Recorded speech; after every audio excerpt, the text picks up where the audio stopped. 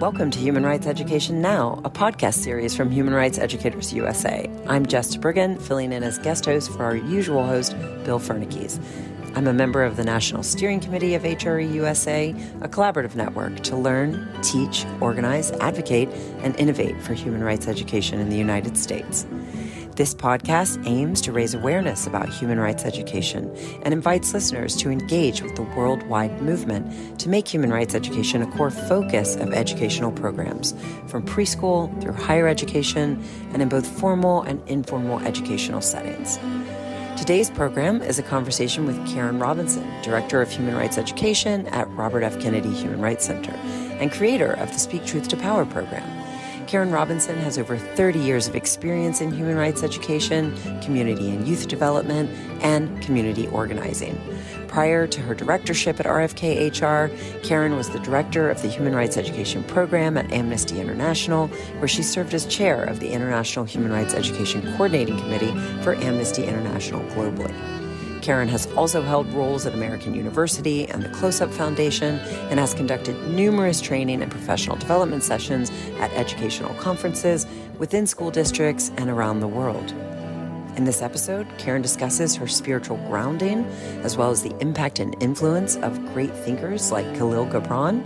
Next, she discusses the current challenges facing academic freedom and intellectual safety in education, and the connection between human rights and sports. Lastly, Karen shares her most influential role model on her journey in human rights, as well as one critical change she would like to see happen to advance HRE in the U.S.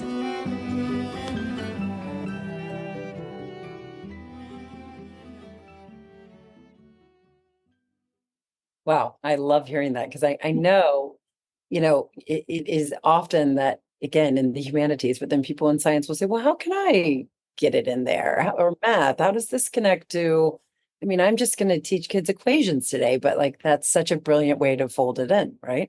Yeah. Your tomatoes are coming from somewhere. Yeah, Wongar and Mathai planting trees. If she plants 10 trees, but there's so many ways to do it. Yeah. So reach out. Love it. Okay. Maybe somebody will. I love that. Okay. Yeah, so that was that wasn't a planned part of our talk, but I think that's an important detour. It's like people need to know that human rights can be folded in any facet of education, no matter what space you're in. Okay, so now to the wonderful compliments. So in digging around and doing some research about you, I found out that your peers have said of you that, and it's very evident at this point in the interview. So, but people have said of you that you are a great connector of people and that you're driven by a deep, abiding commitment to fostering peace and justice around the world. All of this is clearly evident. At this point, others have said of you that you exude a humility and a sense of decency while making a point to hold a light up to those around you who you see as positive examples of human rights advocacy. So, to what do you attribute abilities that you are so blessed with and clearly talented and have this gift of connection and bringing people together in collaboration?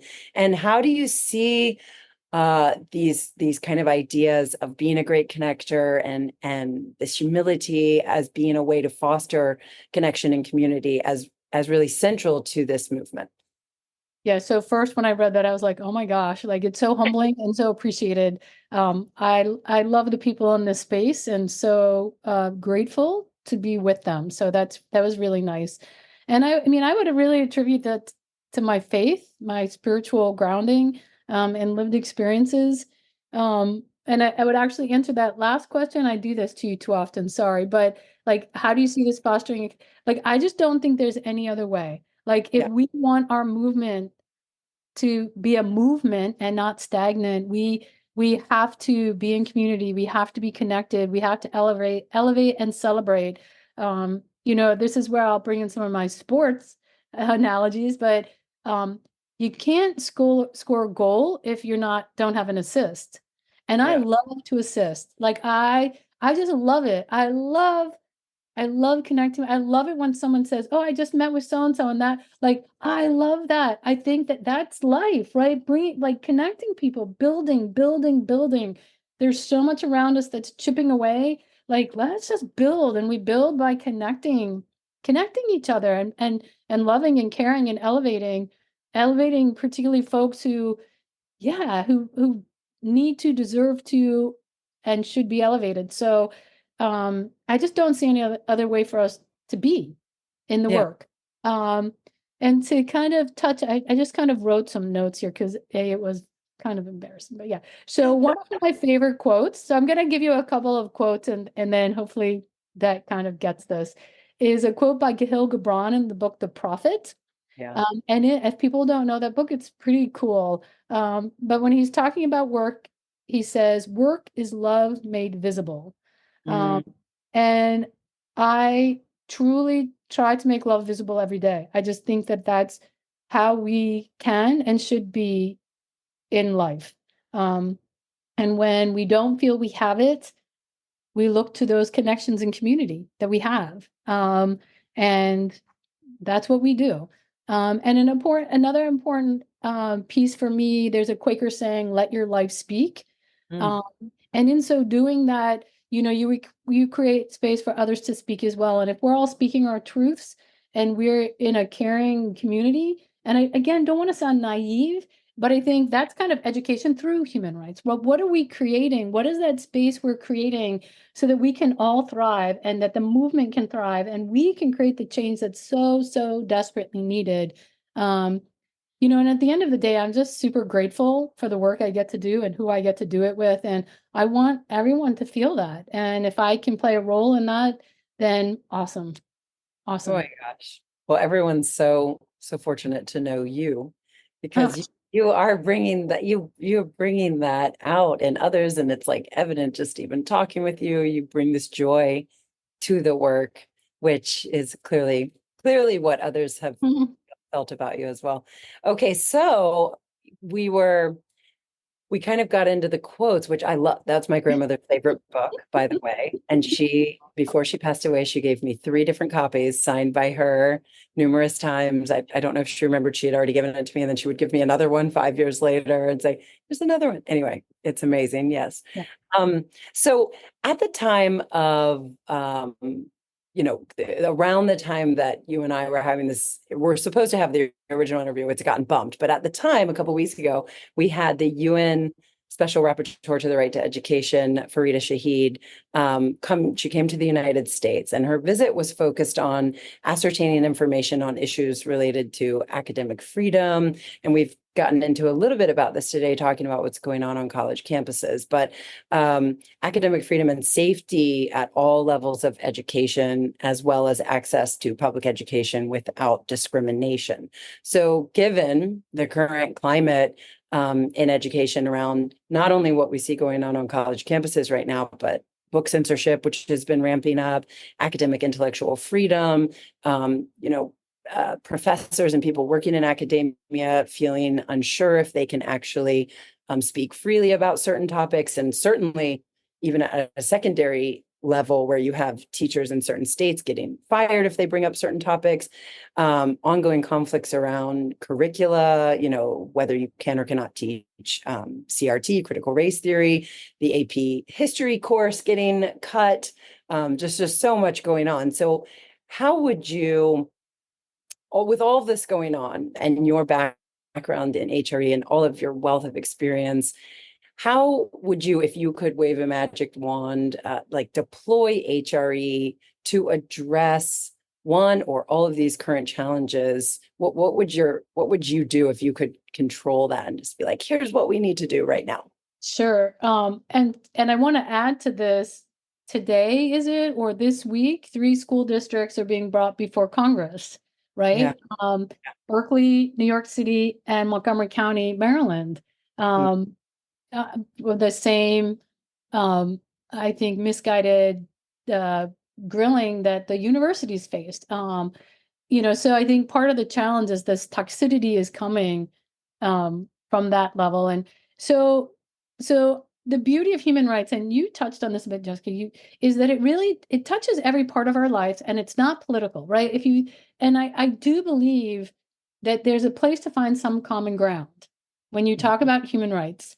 And I think the strategies are to work with educators to find where those are in authentic ways. And interestingly, with everything that's swirling around, it reminds me of one of the first talks I had to give when I started at Amnesty International as a deputy director. I went to talk at a synagogue in Montgomery County. And so this was many years ago. And two Israeli soldiers, I think, had just been kidnapped. Mm, Um, and it was hard, but like like grounding it in parts of human rights that people are like, okay, we can be here together, right? We can be in this space together. This over here, not so much, but let's start here, right? mm, Let's start where we have this common ground, and then let's try to have a civil conversation about the other. Is that happening today? Absolutely not. Um, but if I have my magic wand, and the discussion we do have with educators is to, the nice part of Defender stories is that you can find a story and a narrative that is safe. Um, and I use the word safe intentionally because we need to have intention and purpose with this work, and we need our educators to be safe. I mean, we have educators in California who've worked in the ethnic studies space who are being brought to court. Like that's just, so we need to find that safe space. And I don't mean to belittle this or to be um timid, but if we want the work to happen, Marian Wright Edelman said, if you can't run, I mean, a lot of people have probably said it, but if you can't run, walk. If you can't run, crawl. If you can't crawl, just keep moving. We need yeah. to keep moving. So find that space. A bit of what we talked about before. If your students are involved in community service, talk a bit about the sustainable development goals. It's a little safer than maybe saying human rights in some places, but you're bringing in some of the same language and some of the same framework. So find those easy points of engagement. If nothing else, create the space in your classroom that honors your students. Some faculty have been doing that on these university campuses. I mean, they're not creating their space, they're building barriers around the human barriers around their students, right? Yeah.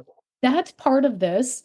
Find those subtle ways in your school ecosystem that maybe focuses on the through human rights a bit more than the about and for, right? Mm, Because and again, if we have these spaces that are comfortable but can walk into the uncomfortable, I think we can make progress and people will be safe. And I want to acknowledge this isn't easy. I mean, we're seeing it everywhere. I see it at my daughter's universities. Um, but those little steps those little actions that we can take that bring dignity to the students, administrators, educators, staff, I mean, that's human rights in action. And in some places in our country, those small victories, and this is not just our country. I mean, look what's happening in South Africa now. There's an election and there's craziness everywhere. Small victories are victories. Small movement is movement. Um, and if I could wave my magic wand, then maybe we would be okay a little bit with those small until the opportunity comes. Right? Robert F. Kennedy, every time a person stands up, they send forth that tiny ripple. We need to mm. just keep our ripples going, our authentic, purposeful, human rights grounded ripples. Because time will change. We just have to be persistent. Yeah. Yeah. And when you were talking about all of that, it made me think about, civil discourse and like the link between human rights and this idea that you can still have kind of a civilized discourse about things that maybe are complex and people have emotions on both sides. But I also, yeah, I feel like this is what your talk was reminding me of, that human rights can help us do that, to come Yeah, together like, okay, there's a conflict, we have different opinions, but where can we meet in the middle, as you said? Where can we yeah. come together in a space where we can start at least? Yeah. Yeah. And if all else fails, I mean, I'm thinking of James Baldwin, right? And if if if the space is such that your dignity and your humanity is just being denied, walk Mhm. away. Yeah. Like, because at the end of the day, our self-care and our safety and who we are and our dignity and our worth is worth much more than engaging in a toxic, conflict-ridden conversation. Yeah. And understanding that and be comfortable with that as you're trying to create change is a tricky dance. I don't know if I've perfected it, but I think we need to just keep trying. If anybody's perfected it, you must have. But well, I know earlier you mentioned sports. And so I want to get into that a little bit too. So and this was so fun for me to research and find out about you, but you've competed internationally in the sport of field hockey. Yeah. And you're an avid runner. And I think you and I talked about it. We found out that when you were doing the marathon in New York the other weekend, I think it was actually in the park when Yeah. your marathon ran through. Yeah. So you're an avid runner. You've competed internationally in the sport of field hockey, and you've run multiple half and full marathons. So another area where people don't always naturally gravitate toward thinking about the link of human rights and this other area. I wonder if you could speak a little bit about what you see as the intersection between human rights and specifically human rights education and sports, which is another area people don't think about. Like you have your gym teachers, your physical education teachers, how might they fit it in? Where does it intersect in that area? And are there any parallels in the work that you do? So one is about the intersection of those subject areas, but the other one is thinking about maybe your personal journey as an athlete. And do you see any parallels in that in your work in human rights education? Yeah. So I love this question. And I like people who know me are like human rights and sports. That and well, there's other like my family and friends, of course, but it's really important to me. I mean, 1972 Title IX. I was in the first group of girls to play Little League, Wow. and I can't imagine my life without sport. And when I think about sports and human rights education, what really elevates for me is women and girls and the space for women and girls um to be strong and to be on a team and to be allowed to just like be out there to run with a band, like to run and to hit a ball and to hit to catch a ball, and it just for girls and women to have that space. I mean, it's crazy to think up until 1972, like in the US we didn't have that. In other places they don't. So when I think about girl and women's rights, I think sport plays a huge role, and this kind of goes to these parallels and where do I see human rights education in sport. When you are an athlete, like part of what you do is train, right? Mm. And then you have a competition and you assess, what did I do right? What did I do wrong? What can I change? What can I correct? How can I be better? And then you go back to your training, right? And education, that I mean, it's what education is, right? Like that we learn about something and then we apply it to this world. And maybe it's a project we're working on, our research project or our service in our community, and something didn't right, so we go back and every time we learn, we get better, right? We get stronger, we get fitter, we're more knowledgeable, we can engage better with others. And then there's the skills, particularly team sports, probably team sports more, but you're not going to win if not everybody's playing. Like you need everybody. You need everybody on your team. So you need to encourage everybody. You need to be supportive. You need to elevate everyone. You need to learn to communicate. You need to have confidence. You need to all these life skills that we need in human rights and human rights education that translate to our movement. Like how can we be better communicators? How do all this stuff we've been talking about this afternoon? You get that with athletics, you get that with sport, you get particularly team sports, but also just feeling strong. Like I can do this. I can run a marathon. I can run a 5K. For people who aren't going to go run a marathon, that's cool. I can run a 5K. I can go hit a tennis ball. I can do something that's going to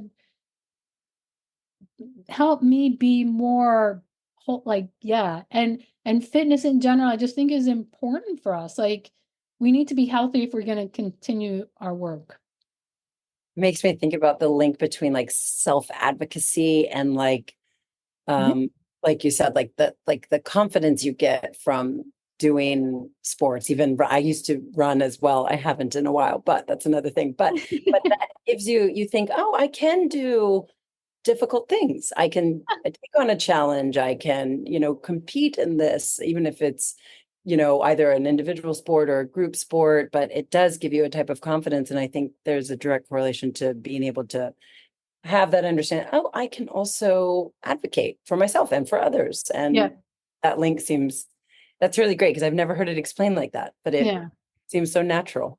I do. And I've had the good opportunity to coach. And when you have young people just kind of realizing their own, you talk about dignity and worth, right? Like, I can do it. when I lived in Brooklyn, we would have them run around Cadman Plaza. And Oh I my, just remember these youngsters finishing and they're like, I ran around Cadman Plaza. And I'm like, you are awesome. Like, it's just great. Yeah. And we need to feel good and celebrate. Yeah. yeah, wow, that's good. So is there, and again, this was not a No, no. pre-thought out question, but again, thinking about those educators who might be listening who are maybe working in the physical education space, can they weave in human rights education lessons to their physical education, coursework? How would you see that working?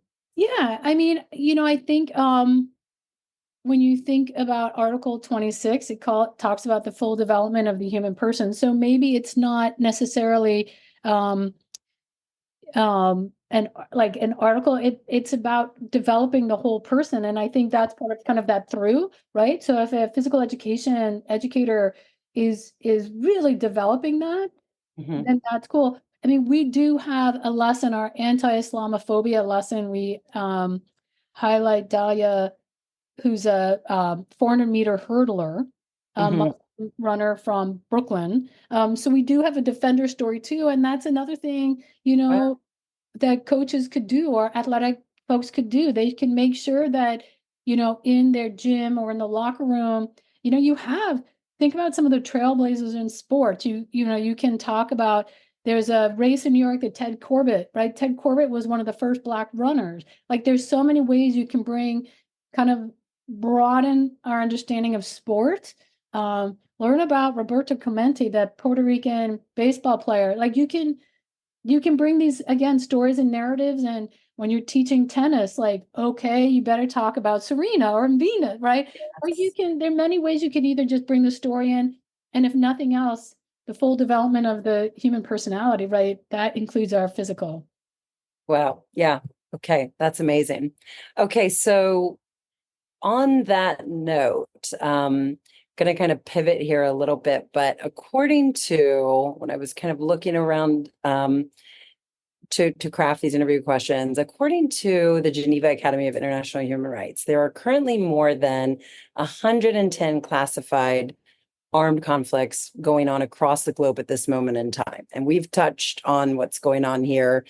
We don't have armed conflict going on in the US right now, but we have conflict. We have, there's the situation going on in Israel, Gaza right now, but including this Palestinian Israeli conflict, the Ukrainian Russian conflict, and the other 110 classified armed conflicts currently going on. Given the ongoing and protracted nature of so many of these conflicts, what role do you envision human rights education has in bringing about resolutions to these very long-standing conflicts? And you could even touch on, one of the current one where it feels like it's at gridlock, but how could, in a situation where the conflict is immediate and happening and ongoing and serious, what is the way that human rights education could get in there and bring that conflict to a state of at least calming down so they can start thinking about a solution or resolution? Yeah, this is so hard, because I've typically been pretty much an optimist and believe that, but I'm not 100% sure human rights education can bring about a role for the resolution per se. I think that what it can do and what we need to do is where there's space for those conversations, like really ground it in what human rights are, like try to remove the politics and talk about the human rights law. Like this is what we're talking about, and this is what we need to ensure that the decision makers understand, that we as a populace understand what war crimes mean. We don't have to be lawyers. We need to understand some of the base tenets of it, and Mhm. then hold our elected, like advocate and hold our elected officials accountable, at least let them know that we understand this. I think if we human rights education provides that lens, right, in relation to these conflicts, in relation to so many things. And as hard as it is, we need to try to pull away from the rhetoric, that toxic rhetoric, those toxic environments, and just focus on what these rights are. What is it that we're talking about? And it's not going to be possible for some of these right now. But where that ground is there to do that, we need to try and ground our collective understanding in human rights. And from that space, build our advocacy strategies, focus on what rebuilding might look like, focus on what healing might look like. What does restorative justice look like? What is a resolution? What could that look like? And imagine that from a human rights perspective. I think that's where it begins. I think that's the space HRE can fill. But yeah, and where there's an opportunity in some of these countries, support educators there that are doing that work. So if you know educators that are trying to bring this learning into those environments, support them. Yeah, but it's yeah. That's a tough one. Yeah. Tough one. It can't necessarily bring that conflict to a stop. But I think of something you said earlier in the interview too makes sense, which is HRE and education in general. It's more about the front loading, really, of getting those ideas into people's heads so that we can maybe avoid future conflict. Yeah. Okay. So we are wrapping up our conversation, and so as we kind of get to that place, we generally have a few questions that we ask everybody, and it's very interesting to hear people's different ideas. And those questions are they're common to the interview, and they're inspiration for listeners. And at the end of every podcast, everybody can kind of tune in and get these 3 same questions answered by whoever is on the podcast. So the first one is, who would be the most influential role model that you could think back to for your work in HRE? Who really influenced you the most? Well, I'm such a cheater. So there is one person, but I need to be really, really clear and call out the human rights education members of AIUSA. When I started that position, they were the foundation of human rights education for me.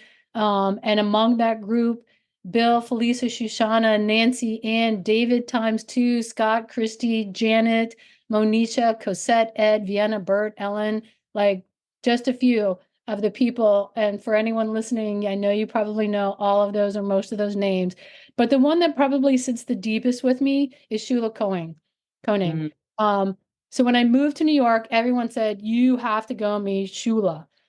For people who don't know, Shula was the driving force behind the Decade for Human Rights Education. And wow, was she a force? Oh my gosh. I remember with great clarity my first meeting of many. I'm fortunate to have many, many meetings with her in her apartment on the Upper West Side. Many meals with her in that apartment. And I mentioned her apartment because her apartment was like her. It was a beautiful extension of her. There were books and there was art and there were comfortable places to sit. And the energy was just her. She was challenging. She was rough. But my God, was she was a force and taught me so much. And her commitment to human rights education and these human rights cities and it was, yeah. So all of them shaped me. And I think Shula kicked me out the door and said, do it. Wow. Okay. All right. Impressive role model to have. You're lucky. Okay. So another common question that we hit is, and I think you already brought up one of them, but I don't know if you want to reiterate that quote again, or you have another one, but what quote most effectively sums up your view of the importance of human rights or human rights education? Yeah, so I have to go to Eleanor, where after all the universal human rights begin in small places close to home. so close and so small that they cannot be seen on any map of the world. Yet they are the world of the individual person, the neighborhood she lives in, the school or college they attend, the factory, farm, or office where they work. Such are the places where every man, woman, and child seeks equal justice, equal opportunity, equal dignity without discrimination. Unless these rights have meaning there, they have little meaning anywhere. And without concerted citizen action to uphold them close to home, we shall look in vain for progress in the larger world. Like, Wow. for me, that's it. Like, if we can't love one another, uphold the dignity and worth of people in our own community, in our own homes, I mean, we have to start there. That's foundation. That's where we build. And so I end every workshop I do with this, because I think we have to remember this. Really? Yeah. As we Wow.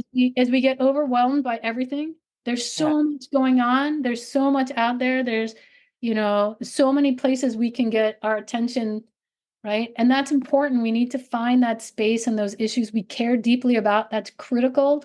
But our home needs to be, our small places need to be attended to with purpose and intention and love. That's beautiful. Okay, and this is our final question, common question. If you had the power to make one critical change that would advance HRE in the US, what is something you would do right now? Mm.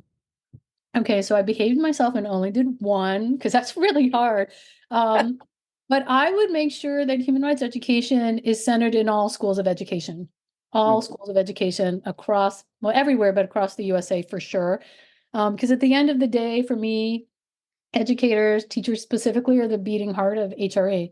They're the beating heart of education. I know it happens in other places, but the formal education space is so critical, particularly public education. From there, if we have that, our teachers and our administrators have that as a core to what they learned in teacher education, we can center human rights in a variety of ways, because they'll be doing it. It's part of who they are. But that would be my one place that, yeah, I'd really love to focus. Oh my gosh. Thank you so much. Yeah. This This was is a fun. joy. I mean, honestly, I mean, it was, I know we went through our list of questions, but I have so enjoyed hearing all of your responses. It has been such a lovely afternoon to get to hear your thoughts. Well, thank you again.